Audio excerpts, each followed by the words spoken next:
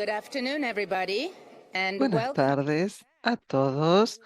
Bienvenidos a todos, a los que han estado antes, a los que se suman ahora al World Bank Group Pavilion. Es un placer para mí estar aquí y darles la bienvenida a esta sesión.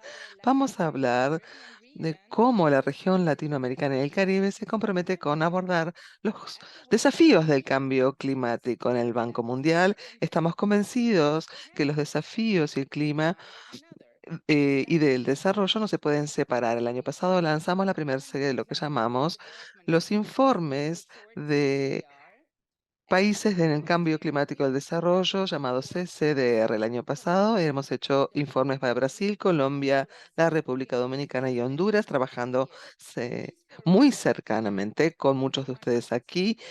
Se han generado 41 informes de este tipo hasta la fecha. Hoy vamos a destacar los principales hallazgos, vamos a hablar de las posibilidades a futuro para los cuatro países y reflexionar sobre algunas de las lecciones aprendidas que se pueden usar para otros países de la región y del mundo.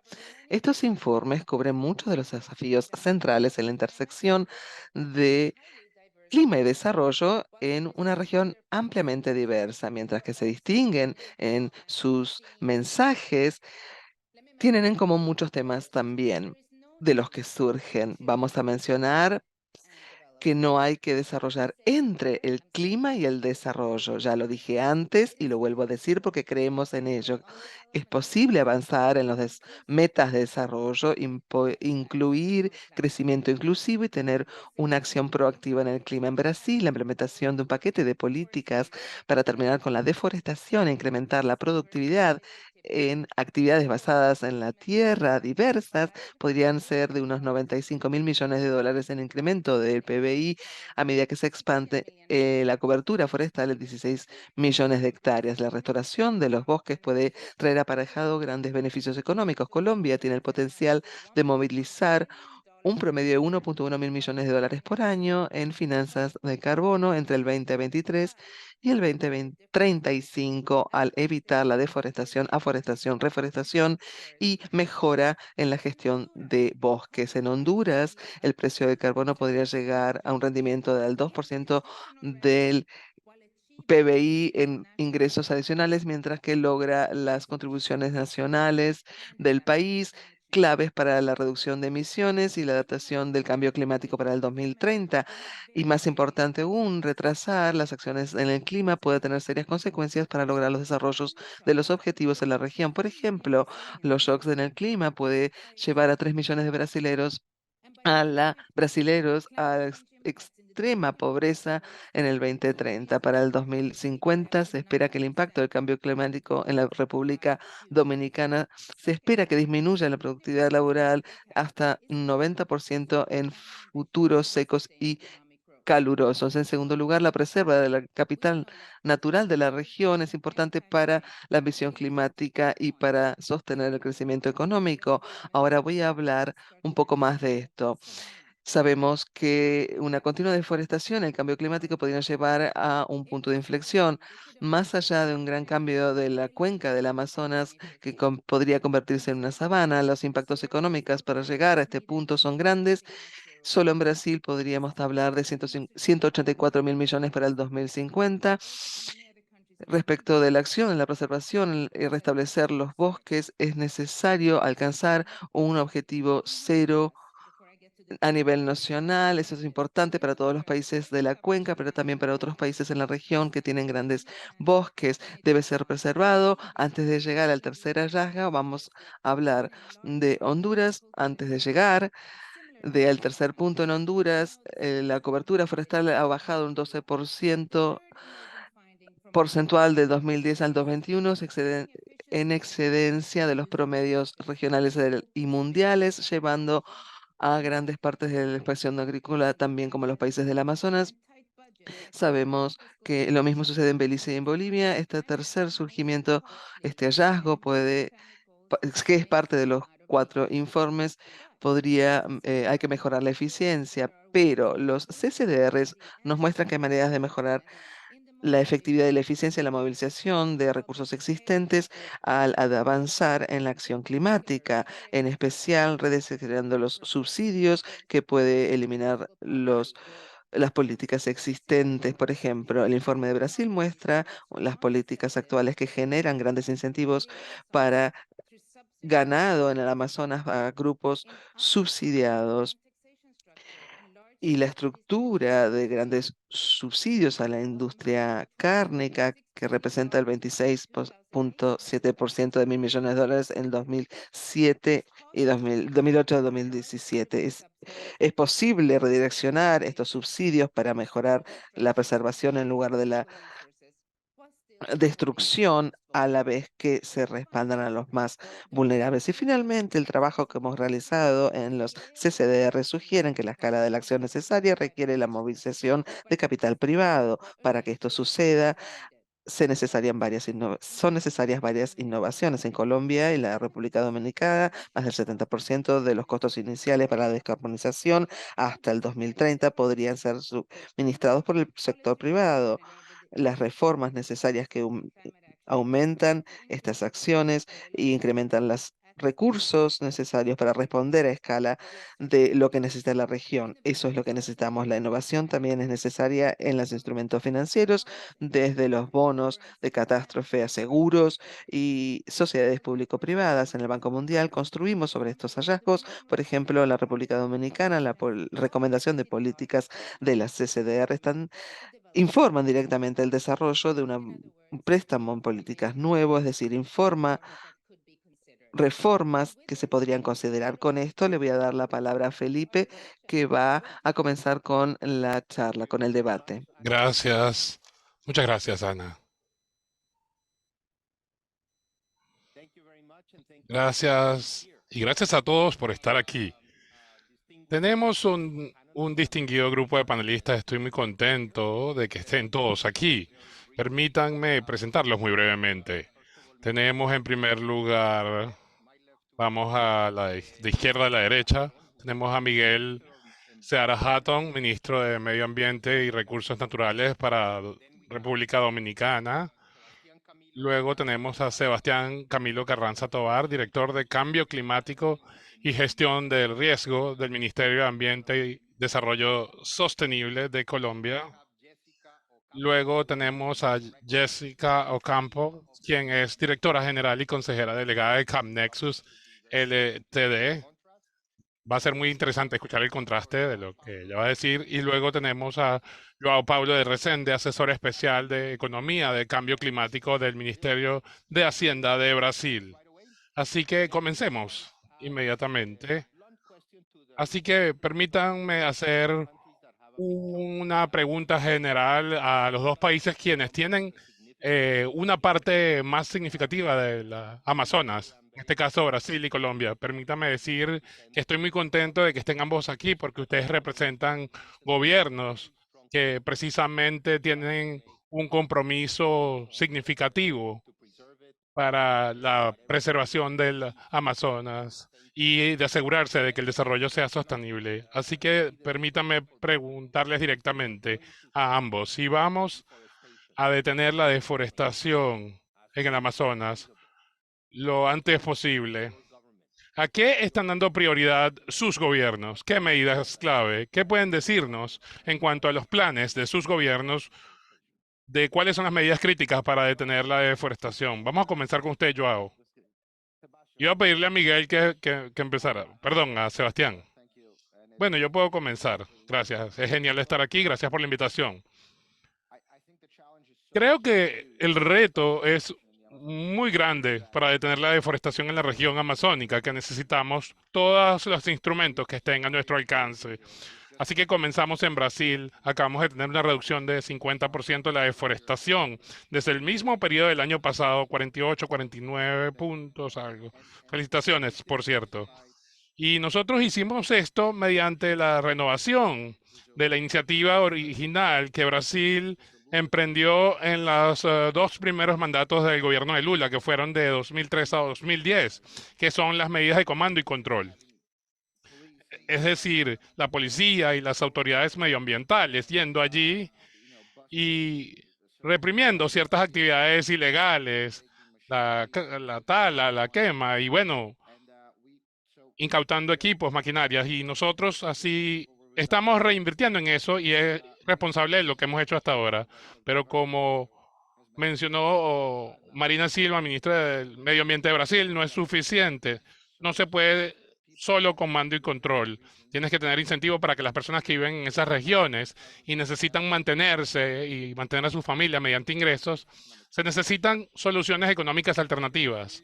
Por eso estamos trabajando en una serie de iniciativas y políticas. Y una fue anunciada recientemente, el trabajo que estamos haciendo y se ha mencionado en las discusiones, que Lenny está aquí como testigo con el Banco Mundial, es decir, recaudación de fondos internacionales para transferir recursos a los países que tienen estos espacios forestales y luego de alguna manera hacer que el dinero llegue a esas comunidades locales para que tengan una alternativa financiera que no sea la tala de los bosques, pero también estamos trabajando con la agricultura en Brasil, por ejemplo, tratando de mejorar la productividad para que no tengan que gastar en adentrarse más en el Amazonas, sino que puedan utilizar la tierra de una forma más inteligente y producir más con la misma tierra.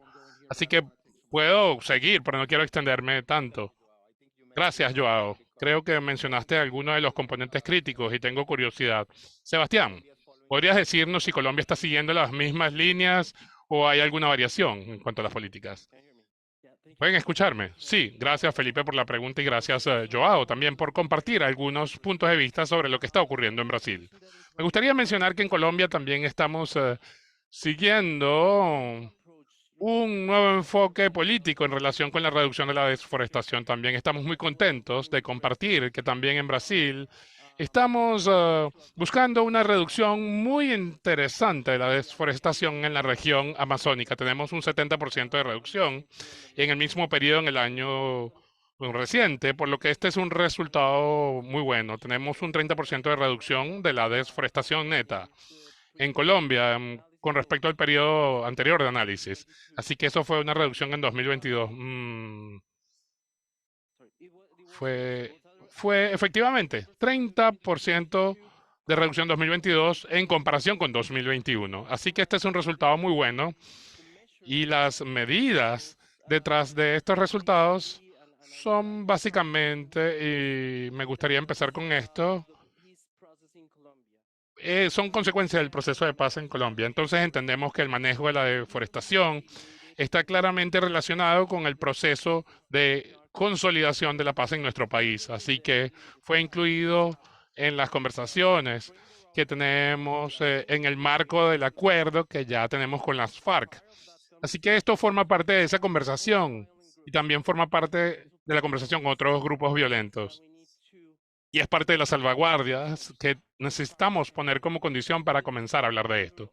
Así que esto es parte de la política actual que tenemos. Así que incluyendo detener la deforestación como parte de las salvaguardias, necesitamos estos elementos para tener confianza y continuar con esta conversación con grupos violentos. La segunda tiene que ver con un enfoque político muy cercano con las personas que viven de frente al fenómeno de la deforestación. Trasladamos los instrumentos de comando y control a los capitales que están detrás de la deforestación, en lugar de las personas que se enfrentan al problema de la deforestación. Por lo tanto, hay que comenzar con una conversación directa entre el gobierno nacional y las comunidades locales, tratando de identificar dónde están las personas que sufren los embates de la deforestación y quienes obtienen el valor monetario a partir de la deforestación y quienes están involucrados en estas actividades criminales. Y precisamente estamos creando estos instrumentos en torno a un comité nacional con el Ministerio de Defensa, tratando de encontrar dónde están los responsables, en lugar de tratar de encontrarlos en el territorio, porque no están allí. Ese es el segundo enfoque. Y el tercero es la política que intenta pasar de las notas de deforestación a las notas de desarrollo forestal. De modo que se trata más bien de un enfoque productivo que trata de encontrar las actividades económicas adecuadas y de implicar a la gente en la aplicación de esas políticas que estamos promoviendo para reducir la deforestación. Así que trabajando con la gente, tratando de construir y desarrollar la política junto con ellos, intentando tener una conversación directa con los indígenas de gobierno a gobierno, porque los pueblos indígenas tienen su propia gobernanza, tienen su propia forma de entender la tierra. Ellos comparten con nosotros espacios, así que esto constituye un desafío, no es una tarea fácil. No es una tarea fácil para un Estado muy centralizado como Colombia, para abrir las puertas, ir al territorio y tratar de entendernos y tratar de entender cómo podemos trabajar en conjunto para detener la deforestación, para que también sea parte de la política actual que estamos implementando y gracias a esa política tenemos estas cifras detrás de la reducción de la deforestación en Colombia. Muchas gracias y gracias. Enhorabuena por esas buenas cifras. Ambos países han tenido buenos resultados en los últimos 2 años y espero que podamos mantenerlos. Hablemos por un momento de un caso completamente distinto. Miguel Serra, usted es el ministro de la República Dominicana, no tiene parte del Amazonas, pero me gustaría señalar que comparten este espacio insular en el Caribe con otro país y han hecho muy bien la República Dominicana en mantener gran parte de su cubierta forestal y creo que es uno de los pocos países que la ha ampliado en las últimas décadas. Así que han hecho las cosas bien. Cuéntenos un poco, ¿cuáles son los desafíos con respecto a la cobertura forestal y quizás el agua? Ok. Mira, Gracias, Felipe. Voy a hablar en español. nosotros tenemos una cobertura boscosa de un 42% del territorio, alrededor del 38% es foresta, el 5% restante es agroforesta. Tenemos un gran desafío porque tenemos la presencia en todas las zonas montañosas del país de población haitiana que mantiene todavía prácticas de corte para sembrar genera fuegos, digamos, no digo voluntarios, pero sí se crea situaciones de mucho riesgo. Este año, en 6 meses, tuvimos más de 700 fuegos. O sea que es una situación muy compleja. Ahora mismo tenemos una campaña de regeneración, reforestación en toda la isla, en toda la parte nuestra, por supuesto. Nosotros estamos sembrando alrededor, el equivalente a unos 200 kilómetros cuadrados. Tenemos 48,000 kilómetros cuadrados, 200 nos permite regenerar y recuperar parte de lo que se ha deteriorado o se ha perdido. Esperamos sembrar alrededor de 20 millones de árboles. Es un proceso que es permanente, hay un compromiso nacional para dos cosas. Uno, como sumidero de carbono, pero sobre todo, lo más importante, es para regular el nivel de agua en el país. Nosotros tenemos una lluvia alrededor de 1.500 milímetros y no tenemos mucha capacidad de almacenamiento. Algunas zonas del país se nos habían deteriorado mucho, entonces todo este esfuerzo que estamos haciendo es para regular el nivel del agua, obviamente servir como sumidero de carbono, y es un esfuerzo que está involucrando la población, el gobierno, la población, las comunidades, ¿no? En donde prácticamente todo el financiamiento viene de parte del gobierno. Okay. No, muchas gracias. Thank you very much, Minister Seara. Gracias, ministro Seara. Una perspectiva completamente distinta que es muy importante. Ahora vamos a cambiar ahora para escuchar a Jessica. Jessica, tú trabajas con la innovación y la tecnología y con el sector privado. Y lo que no mencionamos es que el sector privado puede hacer muchísimo, pero no puede hacer todo. Y necesitamos recursos y los países no disponen de todos los recursos, especialmente financieros, ni de las inversiones necesarias para generar empleos. Necesitamos del sector privado. Permítame que me centre primero en la innovación y la tecnología. Cuéntanos, Jessica, un poco, ¿qué desafíos ves para garantizar que la explotación sostenible, el desarrollo de los bosques pueda tener lugar al tiempo que se evita la desforestación de los bosques? Sí, muchas gracias por la pregunta. Es un placer para mí compartir este panel con ustedes. Ciertamente existen desafíos, como hemos escuchado, pero también hay muchas oportunidades para el sector privado, para que tengan un rol, y de hecho ya está jugando un rol en esta agenda. Si pensamos en una de las áreas ya mencionadas, esta se relaciona con una productividad eficiente, aumentar el rendimiento, es decir, reducir la deforestación y la degradación de la tierra, producir con más alimentos con menos agua, energía y consumo de tierra. Y la clave es ciertamente la innovación, como se ha dicho. Quiero que pensemos todos en la innovación. Si analizamos desde el punto de vista de la política, la innovación en el Manual de Oslo es, es un producto o servicio significativamente mejorado, diferente de la producción anterior y se utiliza o se hace disponible. Son cuatro dimensiones importantes. Se basa en el conocimiento, es novedoso, se implementa y genera valor. Estos son los factores críticos para considerar algo una innovación. Hoy, de hecho, tenemos disponible la tecnología que se pueda utilizar para poder abordar los distintos aspectos mencionados. Por ejemplo, la imagen satelital o redes de sensores en tierra, LIDAR, LoRaWAN. Estas son tecnologías para la comunicación de datos, Internet de las cosas. Hay muchísimas oportunidades en este sentido. Todas estas tecnologías tienen un patrón en común. Son facilitadores, tecnologías que facilitan, no tienen un objetivo exclusivo, se pueden aplicar en varias diferentes industrias.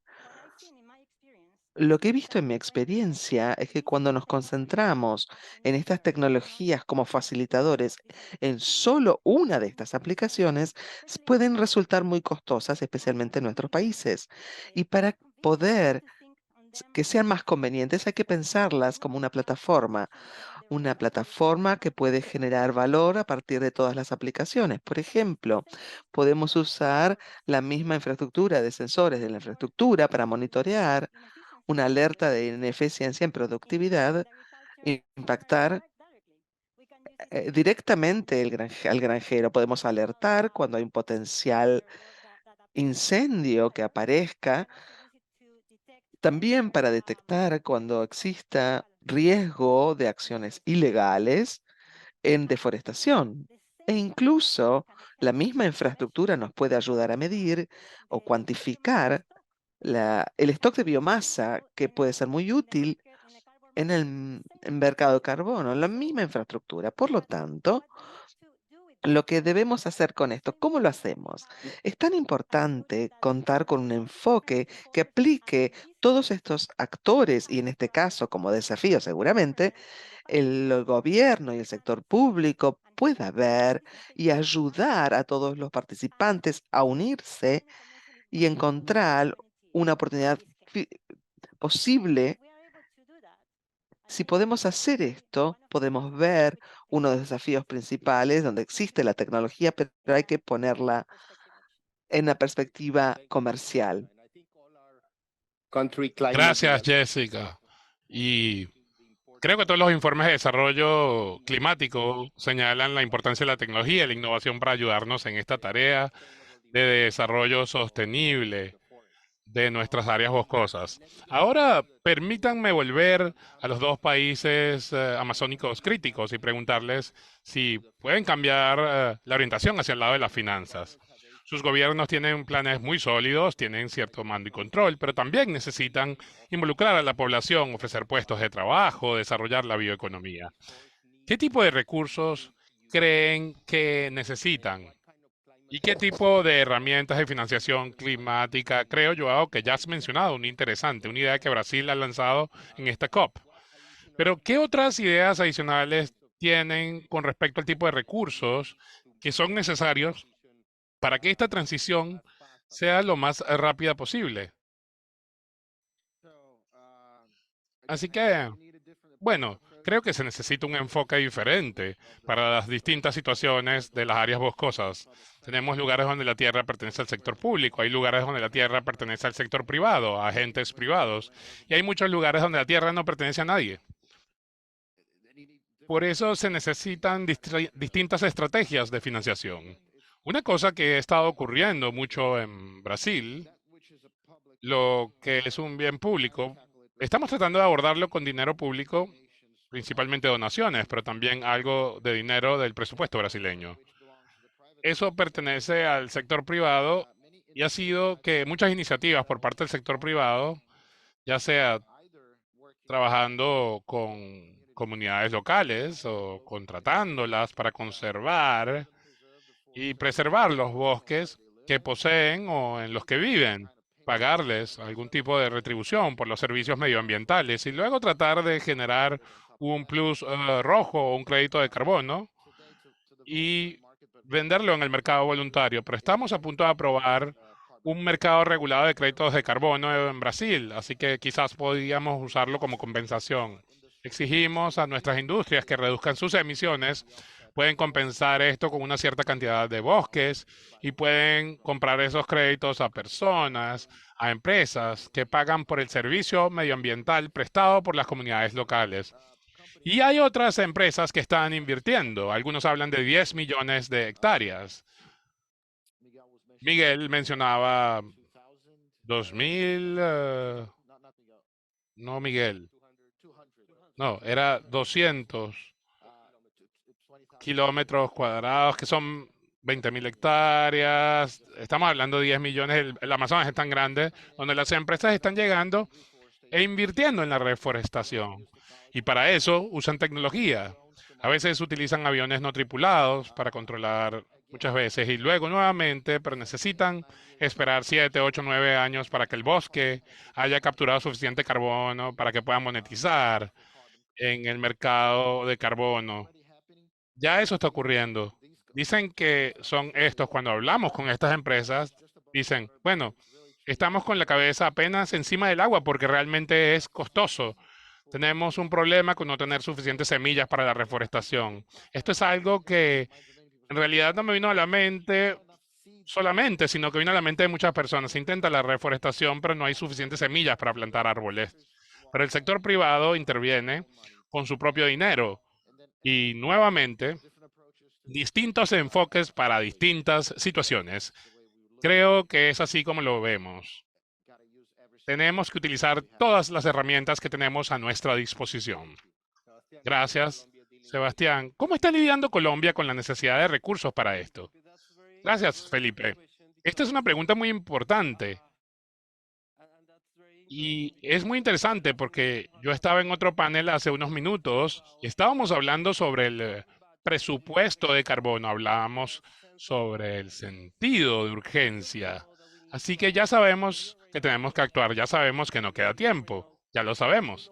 Sabemos muchas cosas y el sexto informe de evaluación del IPCC proporciona información muy útil para comprender la situación actual.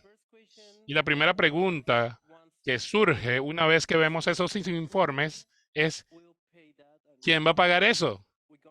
¿Y cómo vamos a movilizar los recursos que necesitamos para alinear nuestros esfuerzos con los mensajes que recibimos de la ciencia?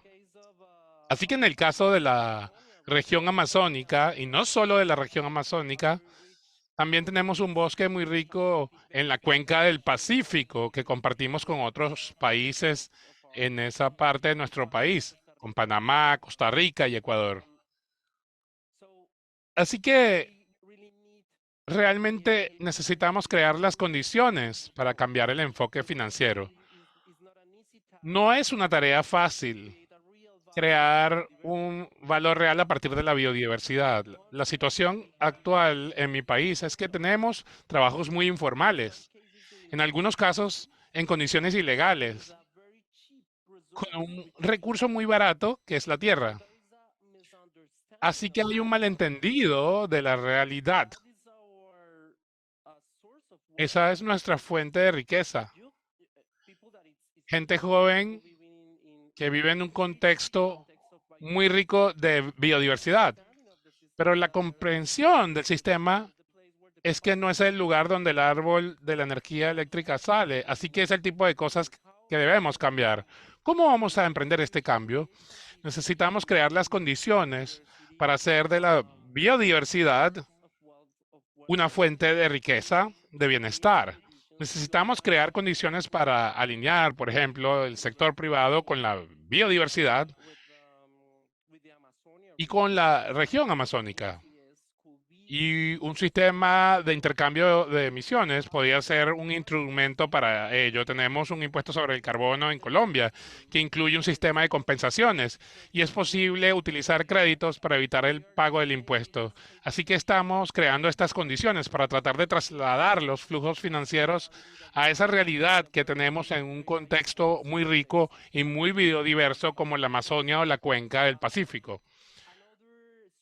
Otra estrategia que estamos siguiendo es entender que la mayor parte de la inversión que necesitamos en ese contexto es pública y el espacio fiscal del que disponemos no es suficiente, no hay suficiente dinero público para las inversiones que son necesarias. Nuestro presidente ha estado presentando estos días su idea sobre el uso de estos derechos de giro, por ejemplo, como una fuente de dinero público para realizar esas inversiones o ese tipo de inversiones necesarias para garantizar los derechos humanos, para proteger a las personas que viven, para proporcionar otras fuentes de dinero distintas de las que se destinan a las actividades delictivas.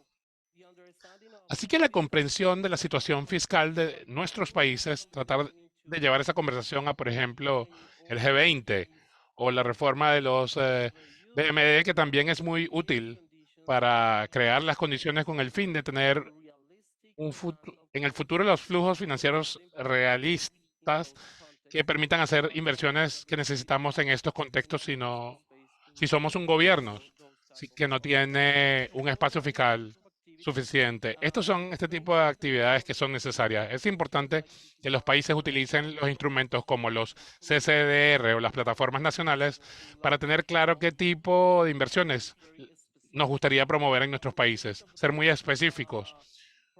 ¿Cuál de esos proyectos o programas son públicos? ¿Cuáles son privados? ¿Cuáles podrían ser interesantes para un inversor de capital de riesgo? ¿Cuáles son 100% públicos? Y que quede claro el portafolio de acciones. Ya presentamos un portafolio en la COP28. Es un portafolio de 32.000 millones que estamos presentando como un primer paso para la implementación de las acciones que tenemos en las contribuciones determinadas a nivel nacional en Colombia. Así que es el tipo de acciones que tenemos. Una vez que tienes ese tipo de acciones, puedes poner esas actividades, por ejemplo, tenemos algo que llamamos el protocolo verde con los bancos privados en Colombia. Dentro de ese protocolo, incluimos esas prioridades. Somos muy específicos sobre el papel de este tipo de instituciones financieras, qué esperamos de ellas y qué pueden esperar del gobierno. Así que es el tipo de estrategias que estamos aplicando. Muchas gracias. Así que está muy claro que todavía hay una necesidad de más recursos y estamos deseando que Brasil lidere el G20 el año que viene. La propuesta hecha por el presidente Lula sobre la financiación de la silvicultura creativa es muy interesante, pero quiero cambiar el rumbo de nuestra conversación. Los informes sobre el clima hablan mucho del espacio que hay que crear para el sector privado. Tenemos que atraer al sector privado. Entonces, Miguel, la República Dominicana es un país que ha tenido mucho éxito en atraer mucha inversión y sigue creciendo muy bien su economía. ¿Cómo se puede canalizar ese interés del sector privado hacia esas tareas que tienen que ver con la reforestación, el desarrollo sostenible? ¿Qué tipo de marco estamos creando para poder canalizar los recursos hacia esta tarea? En el ámbito forestal, se ha hecho un gran esfuerzo para garantizar la siembra con derecho a corte. Eso ha movido mucho al sector privado. Era un gran desorden, había un gran desorden, se prestaba para muchas cosas mal hechas y poco a poco estamos restituyendo la confianza en siembra con derecho a corte. Esa es una forma mediante la cual el sector privado invierte a largo plazo, a muy largo plazo, ¿no? Con expectativas de ganancia muy sustancial. Otros factores que han influido ha sido todo el cambio en la institucionalidad en el país, ha ayudado mucho. El tema de la confianza que ha generado el gobierno en cuanto a los objetivos. De hecho, recientemente tuvimos un upgrade por las agencias, creo que fue Moody, no me acuerdo cuál fue, pero tuvimos un upgrade en este contexto tan complicado de aumento de precio de petróleo, etcétera. La política fiscal se ha manejado con prudencia, eso ha contribuido a atraer la inversión privada. Los marcos regulatorios, acceso al crédito, ha habido una política muy clara de facilitar acceso al crédito al sector privado. En fin, o sea, ha sido una combinación de circunstancias muy vinculada a la situación política. Creo que eso es un factor importante que ha explicado estos niveles de inversión. En los primeros meses, en los primeros 2 años del gobierno actual, 2 años y tanto, el coeficiente de inversión era del 30% del producto. Y prácticamente el 27, 26%, en algunos momentos hasta el 28% fue inversión privada.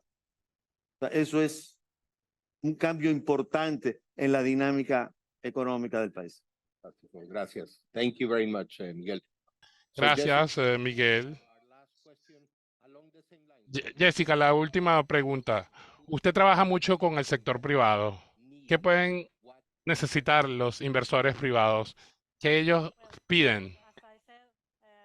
Bien, como dije antes, mucho de mi trabajo tiene que ver con la utilización de la innovación como un punto clave, como un impulsor para cerrar las brechas en nuestro desarrollo. Esa es mi área principal de trabajo.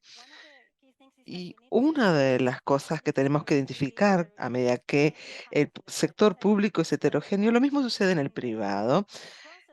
En el proceso de hacer que suceda la innovación, tenemos adoptadores y desarrolladores, y el rol es dual en el sector privado.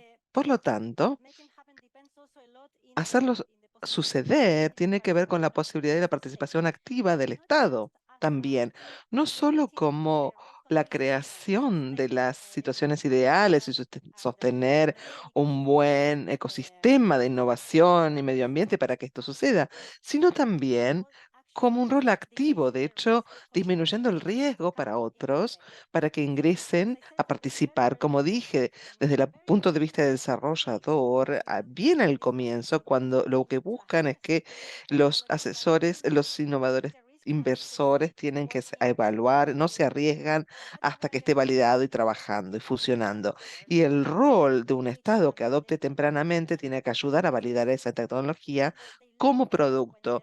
Y luego, cuando la tecnología está más madurada, aparecen como adoptadores naturalmente. También tenemos que crear las condiciones entonces y crear aplicaciones específicas. Estamos hablando de aplicaciones antes y darnos cuenta que la innovación, el activo de innovación puede también resultar importante para generar estos objetivos. Creo que hay puntos clave de un rol dual público-privado y desde mi experiencia he visto pequeñas empresas, las pymes, partes del motor de nuestra economía, que sienten y quieren participar más en la agenda de sustentabilidad con la innovación, pero en ocasiones sienten que los mecanismos existentes a nivel financiero no reconocen su rol y no reconocen que tienen un modo distintivo de ser tratados y también tienen un enfoque más inclusivo en la innovación, considerando sus comunidades, la innovación local para generar soluciones locales, para desafíos locales, que también son mundiales, creo yo, es lo que se necesita y los inversores es lo que están buscando. Muchas gracias Jessica, y gracias a nuestros panelistas. ¿Podemos darle un aplauso?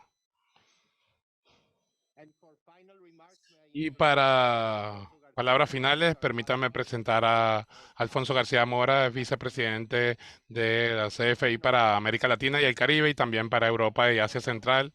Cubre casi la mitad del mundo. Por favor, Alfonso. Tienes el uso de la palabra. Gracias, Felipe. Y muchas gracias, panelistas. Gracias a Ana. Creo que fue una excelente idea tener representantes del sector privado y público para discutir las principales conclusiones de una evaluación que para nosotros significa mucho para la CCD, porque realmente nos ayuda a entender mejor para establecer prioridades y definir de una mejor manera nuestros programas y cómo involucrar a los sectores público y privado para que trabajen juntos. Así que escucharles hoy también es un buen ejemplo de que estos CCDR son una buena forma de avanzar en esa dirección. Quería destacar 4 puntos en mis observaciones finales. El primero, que creo que es fundamental y que hemos venido mencionando desde que comenzamos con esto, es que no hay que elegir entre el clima y el desarrollo. Ambos son elementos indisociables y ambos deben ser abordados como tal. Antes había una discusión si se establecía una prioridad en términos del clima, había que dejar el desarrollo atrás y viceversa.